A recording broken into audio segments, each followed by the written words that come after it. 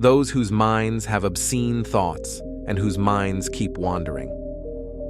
If you often have bad thoughts in your mind, dirty and obscene thoughts keep going on in your mind, then you must listen to this Buddhist story. A young boy lived in a village. He was very troubled because his mind kept thinking about things which he did not want to think about. He wastes most of his time of the day for his small, momentary pleasures, and then regrets later, but he repeats the same habits again the next day, unwillingly. He was the only son of his parents. Parents are slowly getting old, and he is getting young, but he could not do anything that would make his parents proud of him. He knew that he was doing wrong with his time and life, but he could not change himself. Even after trying so much, he tells other adults about his problems, and people give different kinds of suggestions, but still nothing was changing. Now that boy also started feeling that he is going to spend the rest of his life with such mental burden and bad habits. So now he started feeling very sad and troubled. One day, lost in his thoughts, he was sitting on the bank of a pond in his village when one of his friends came running from behind, and with great enthusiasm, he put his hand on his shoulder and said, "Friend, I have found the solution to all your problems." Hearing this from his friend, the boy was very happy and asked, "What solution will you find for my problems?" The boy's friend said, "Meditation is the solution to all your problems." The boy said, "What kind of sadhana is this?" The friend said, "Yesterday, a Buddhist monk came to our village for alms. All the people of the village were asking for the solution to their problems, so I thought I should also ask the solution to your problem. So I asked that Buddhist monk how to control my mind. The Buddhist monks did not say much after hearing my question. They just said that meditation is the solution to all the problems of life. I thought you know about meditation, so I did not ask that Buddhist monk much about meditation." Listening to his friend, the boy said, "I want to meet that Buddhist monk. I thought you know about meditation, so I did not ask that Buddhist monk much about meditation." Listening to his friend, the boy said, "I want to meet that Buddhist monk." The boy and his friend set out. After a lot of inquiry and effort to find that Buddhist monk, they find the Buddhist monk meditating under a tree. In the neighboring village, both of them go and sit near that Buddhist monk and wait for his eyes to open. After some time, when the Buddhist monk opens his eyes, then they bow to him and say, "You told me that meditation is the solution for all the problems of life, but you did not tell me, what is meditation?" Buddhist monk said, "What is meditation? I am not able to explain this thing in words, but now because you people have asked, so I have to say something. So listen. Meditation means no questions, no answers, no thoughts, no feelings. It is a state which makes us familiar with our reality. After reaching this level, no questions arise or confusion remains inside the person because everything becomes clear to him. He becomes fully aware of the futility of his life." The girl asked, "How can one achieve such a state of meditation?" Buddhist monk said, "Meditation is very easy. Do you know how to sit?" The boy said, "Yes, I can sit." Buddhist monk said, "How long can you sit?" The boy said, "I have never tried, but I can sit as long as I want." Buddhist monk said, "Close your eyes and sit straight for 1 hour every day." The girl asked when and where to sit. "So I have to say something, so listen. Meditation means no questions, no answers, no thoughts, no feelings. It is a state that makes us familiar with our reality. After reaching this level, no questions arise or confusion remains inside the person. Because everything becomes clear to him, he becomes fully aware of the meaninglessness of his life." The girl asked, "How can one achieve such a state of meditation?" The Buddhist monk said, "It is very easy to meditate. Do you know how to sit?" The boy said, "Yes, I can sit." The Buddhist monk said, "How long can you sit?" The boy said, "I have never tried, but I can sit as long as I want." The Buddhist monk said, "Close your eyes and sit straight for 1 hour every day." The girl asked when and where to sit. The Buddhist monk said, "Anytime, anywhere. Just stay in that place, calm and secluded." The boy then asked, In how many days will these dirty thoughts and bad habits of my mind be removed? The Buddhist monk said, If you can sit with your eyes closed. The Buddhist monk said, Anytime, anywhere, just stay in that place, quiet and secluded. The boy then asked, In how many days will these dirty thoughts and bad habits of my mind be removed? The Buddhist monk said, If you can sit with your eyes closed, just for 24 hours in a day. The boy goes home before the Buddhist monk and sits down to meditate. As he is sitting with his eyes closed, various thoughts start arising in his mind. Like, will meditation really be beneficial? Will I give up my bad habits or not? When will everyone respect me? I love her, but why doesn't she love me? What should I do to earn a lot of money and become the richest man of my village? More similar thoughts started arising in his mind. Then he remembered what the monk had said. In the state of meditation, there are no thoughts. Those who have obscene thoughts in their mind, trying to stop thoughts, no feelings, trying to stop my thoughts. But has anyone ever been able to do this to stop the water of a flowing river? The boy also could not stop his thoughts and sits with his eyes open and thinks that he has done a lot in life so far, but never done such a difficult thing.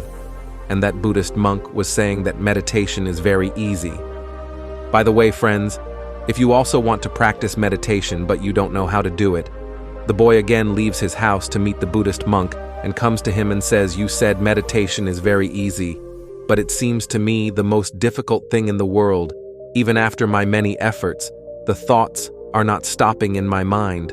The Buddhist monk said, But who told you to stop your thoughts? The boy said, Then how will the thoughtless state be created? You said, There are no thoughts. There are no questions in meditation. The Buddhist monk said, Many thoughts are born and die in our mind all the time, but our mind catches hold of one of those thoughts and then keeps on thinking about the related thoughts.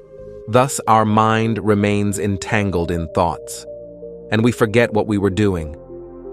When you sit to meditate, many thoughts will arise in the mind and disappear. You do not have to choose any thought, just to observe them. Thoughts will arise in your mind and disappear. Slowly, over time, the rate of increase of these thoughts will decrease. After listening to all these things from the mouth of the Buddhist monk, the boy returns to his home, and again, he sits down to meditate. This time the boy observes his thoughts in his mind as told by the Buddhist monk. He is able to observe the thoughts for a while, but then such thoughts arise in his mind which he cannot stop thinking about, and he gets lost in deep thoughts. After a while, he remembers that he was meditating. He tries to see the thoughts again, but this time his mind plays another trick. Now, obscene thoughts started arising in his mind. The boy thinks that he is in a sacred state. Why are these obscene thoughts arising like meditation? He tries his best to stop obscenity, and dirty thoughts keep arising in his mind, but he cannot stop them. Such thoughts kept arising in his mind.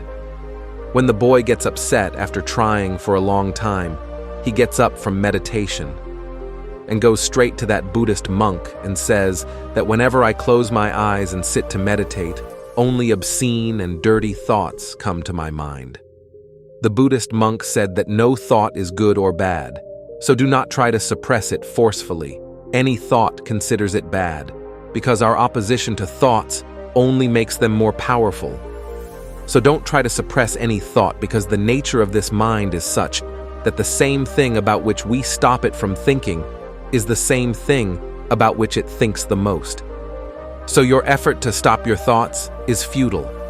And the thoughts which you call dirty and obscene thoughts are also a part of your life. These thoughts also need to arise.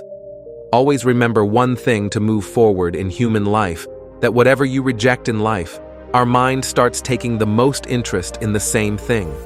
So don't try to ignore any truth of life. Only then accept everything, you will be free from them.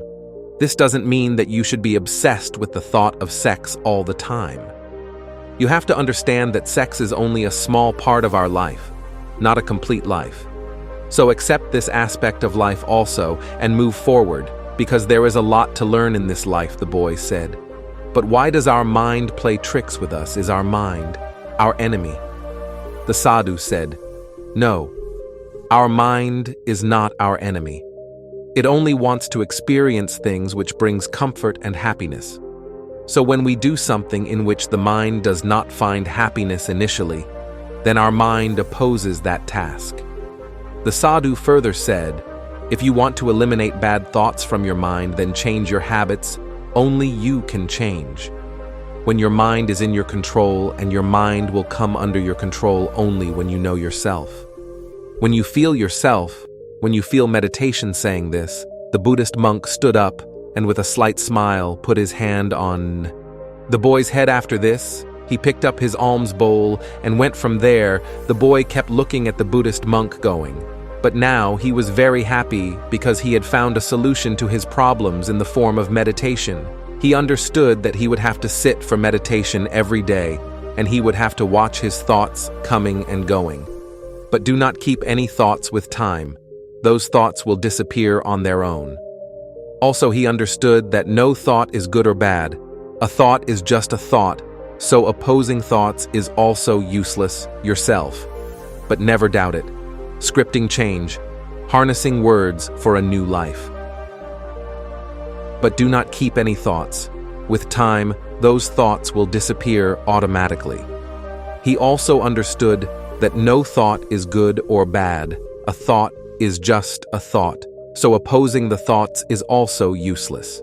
Then the sage said, never doubt yourself. I want to tell you through a story that do not doubt yourself. Listen to it carefully and understand it. The boy nodded his head, showing his agreement.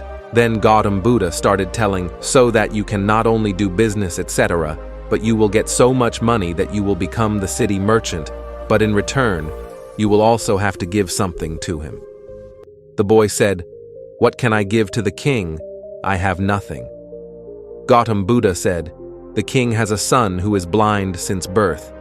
The royal physician said that if the prince gets the eyes of a living person, then he can be cured. If you give both your eyes to the prince, then the king will weigh you in gold.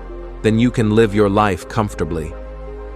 On hearing this, the boy put his hands on his eyes out of fear and said loudly, what are you saying? How can someone give his eyes while he is alive? No matter how much money someone gives, I cannot give my eyes. Gautam Buddha said, no problem, give it. Or else give only one eye. Even then I will get you gold coins equal to your weight. The boy then said in surprise, what are you talking about? No matter how many gold coins I get, I cannot give even one of my eyes. My eyes are priceless. Gautam Buddha said, if you want more money, then tell me. The king will not refuse.